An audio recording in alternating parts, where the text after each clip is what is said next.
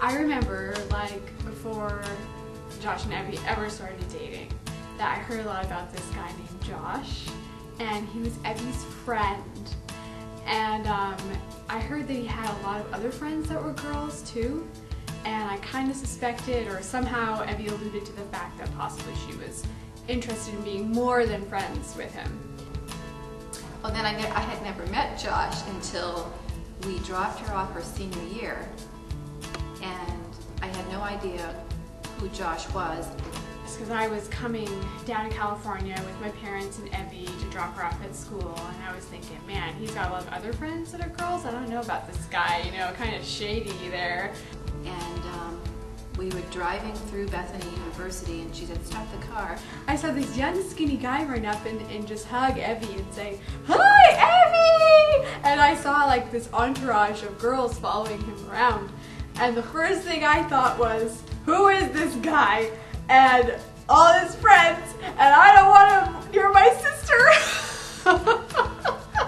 And so she said, that's Josh. I'm like, oh, okay. Can't make up his mind. My impression of Josh was he being a little goofy and a little weird and really hairy. I was thinking, man, he must be living with a bunch of guys right now in the dorm. Fortunately, that at least the weird part's gone. Harry's maybe still a little hairy sometimes,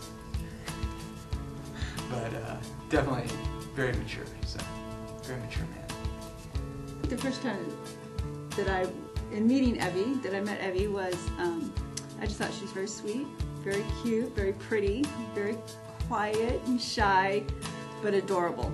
I thought she was really sweet. She clearly outclassed Josh.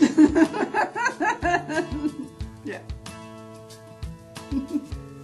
One time me and Evie made banana bread at her house, and we drank this peach ginger tea. It was really good, and it was a lot of fun being domestic together. See, it had to be her senior year. I think in the fall she called and said that she started dating Josh. Well, before that he called and he asked permission That's right. to see my daughter, to date daughter, I guess. So we were very impressed with that. Knowing Evie's ability to handle boys, I trusted her to handle Josh.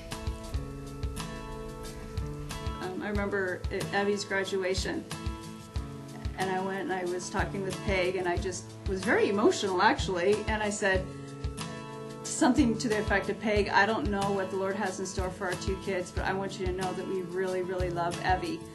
I just remember having a lot of heart-to-heart talks with Evie about the long-distance thing. I was very nervous, I was scared, I was worried because I didn't want such a good thing to be gone, and I really, really interceded and prayed for them because I wanted them to make it so bad. Josh and would come up to see Evie quite a bit.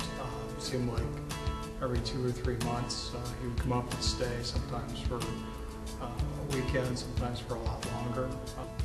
It's hard to be away from each other, but you know, that would be.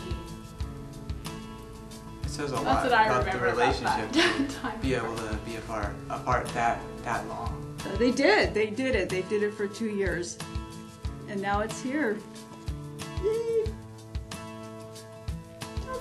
So I get this phone call, and it's Josh, and I'm going, "Hey Josh, how's it going?"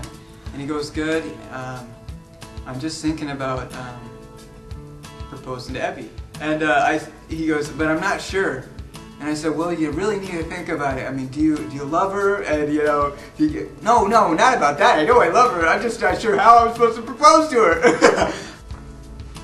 Josh called me maybe about a few days before he decided to come up to Portland and pop the question.